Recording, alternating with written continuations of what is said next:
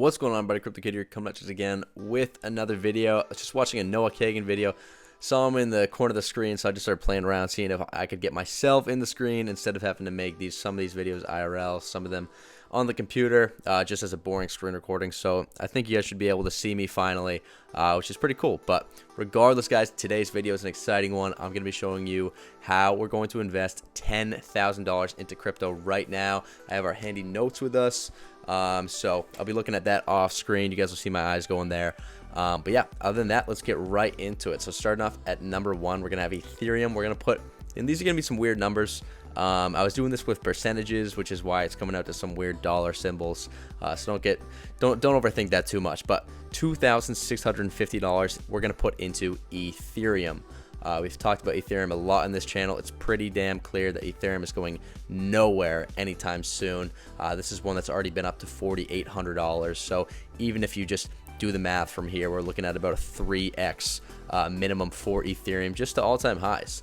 And with Ethereum 2 around the corner, some saying even the end of this year, the prospects for Ethereum just could not be better right now. So absolutely love ETH. I think 26.5% or $2,650 of the $10,000 is going to be a phenomenal investment. You're looking at a 3 to 5x right off the bat there for your ETH. Number two, we're literally just piggybacking on Ethereum again.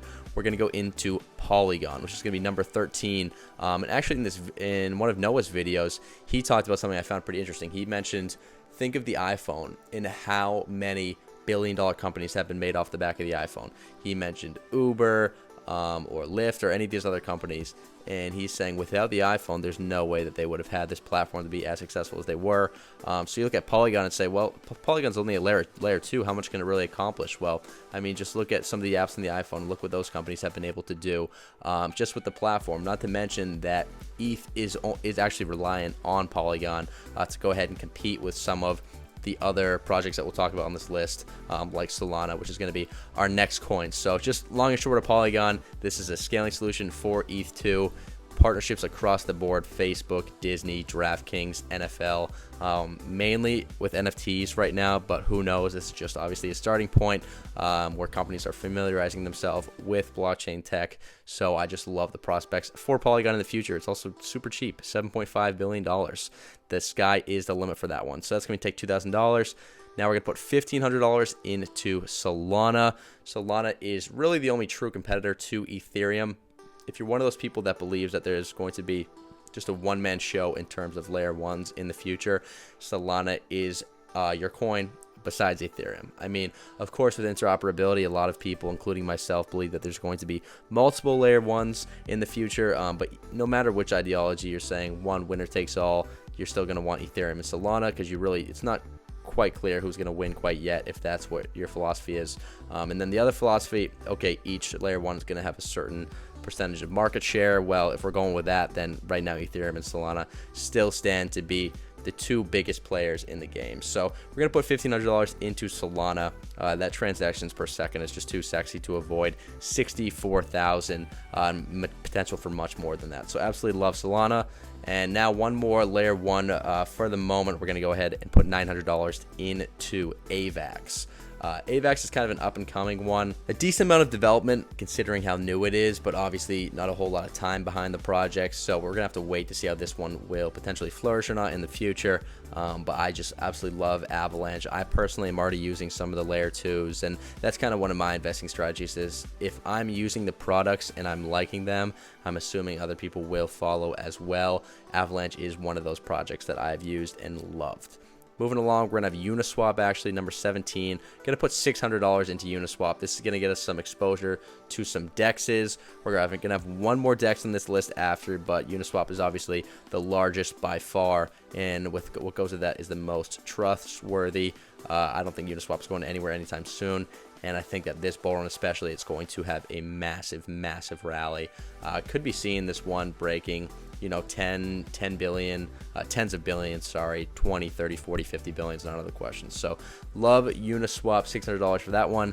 Now $500 into Cosmos, number 26, the Internet of Blockchains. The reason I say this is a lot of centralized organizations are building blockchains on Cosmos. It's getting a lot of usage right now, almost unexpected usage. that I don't think a lot of us saw coming. So I think you really can't avoid Cosmos at this point, just given the fact that these companies or these foundations that have so much money behind them have done the research and they've chosen Cosmos ahead of some of the other layer ones. I think we have to put a section of our portfolio of $500 into Cosmos. Next up, we're going to have Polkadot. I think it's a little bit higher up here. Yeah, number 11. I don't want to say Polkadot's overvalued because I do think that everything's undervalued. But when it comes to some of these layer ones, I think that this is fair or maybe a bit high of a ranking for Polkadot at 11. With that being said, Polkadot is kind of like a buy the rumor kind of coin. Because there's just so much potential for this one, not only in transactions per second, but in the field of interoperability and the potential communication from blockchain to blockchain. Polkadot is just phenomenal in terms of its future outlook. Present day, I don't know how much I love Polkadot. You really don't hear about it that much. It's not a lot of people's first choice when they're going to build. So, we're gonna have Polkadot in here at $400, but that's all that's gonna be in there for now. But yeah, so moving along, we're going to go ahead to DIP, actually. It's just DeFi Yield Protocol. This is one of the layer 2s on Avalanche I was talking about. $7.2 million market cap, obviously extremely low. The fact that this one is on Coinbase is just super attractive because of the fact that there's just exposure to millions of investors, billions of dollars. And I think that if people were to actually use each of these projects, they see that DIP is really delivering, given in terms of the ratio from what it's worth to how good the actual product is. I think that this one is just so undervalued. I mean, $7 million for a working high yield DeFi protocol is just, it's just silly to me. I mean, look at the user interface, look at the website, look at the team behind it. I mean, what's not to love about DeFi Yield Protocol? Going to go ahead and put $400 into DIP. Next up, we're going to have IDEX, another exchange at only $77.6 million. Another one that's on Coinbase. I mean, I just absolutely love this one. So let's just go ahead and read the description here. I made a video on it a while ago. But it's basically a hybrid liquidity DEX. It's going to combine an order book model with an automated market maker. Yeah, this is all coming back to me.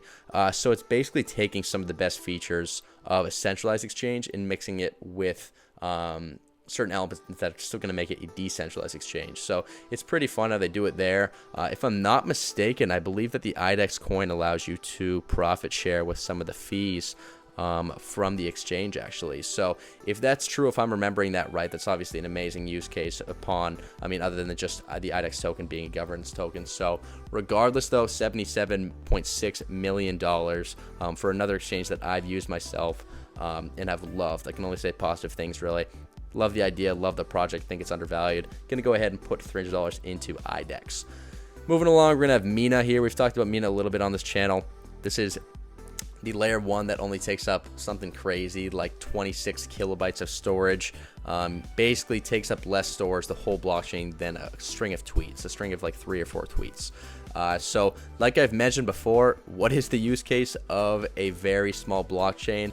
We're not sure yet, but one thing's for certain: if MINA were to come out with some sort of application where you could utilize the blockchain and some of its layer 2s, obviously it's going to be much easier to fit MINA onto your phone or onto a smaller device, or even like your Apple Watch or something like that, than if you were to try to take Ethereum or Bitcoin, just like a couple hundred gigabytes of storage. So obviously we're not really sure where MINA's use case is going to lie yet, but I think that it's an interesting and unique enough project where we can go ahead and put about 2.5%, about $250 of our 10,000 into MINA. Next up, we're going to have DeSo. This is decentralized social. Also going to put $250 into DeSo. Essentially, like we've said before, if social media is going to come onto the blockchain, if Facebook and Twitter and some of these other networks and Instagram are going to lose market share to blockchain-based social media apps, I 100% guarantee you that unless a new blockchain comes out soon, DeSo will be the host. There is just far too many reasons why social media networks should not be built on Ethereum or Solana or one of these other layer 1s. DeSo is by far the most superior host to social media, coins, tokens, projects, whatever. If they're going to come to social media, DeSo is your best bet. For that reason, I think that it's a big enough market where we can go ahead and put around $250 or 2.5% into DeSo as well. Finally, our last coin that we're going to go ahead and put another 2.5% or $250 into is going to be Alchemics. $55.6 million. This is the first ever self-repaying loan. Just a phenomenally unique idea. Volume is absolutely exceptional right now. About half of the total market cap. 95% circulating supply. Coinbase listing. Just absurdly undervalued, in my opinion. Absurdly undervalued. This one is, I don't want to say taking over DeFi, but this is a top 25 DeFi project in existence right now. I think that the future is very bright for this one. This is another one that I've actually used myself. And I mean, I'm just blown away by the concept. Who would have thought of a loan that can repay itself? It's absolutely insane to me. So anyways, guys, that's basically going to wrap it up for our $10,000 and what we're going to put it into exactly. This is not financial advice. Obviously, make your own decisions, but this is just me personally, how I would invest $10,000. So take away everything I say with a grain of salt. But then again, use it to do your own research. You know, these are all things that all information that I've found that's open sourced. So you guys can go ahead and look at the same information and decide for yourself. But anyways, guys, that's going to do it for this one. Let me know in the comments what you are putting your $10,000 into. I'll see you all in the next one. Peace.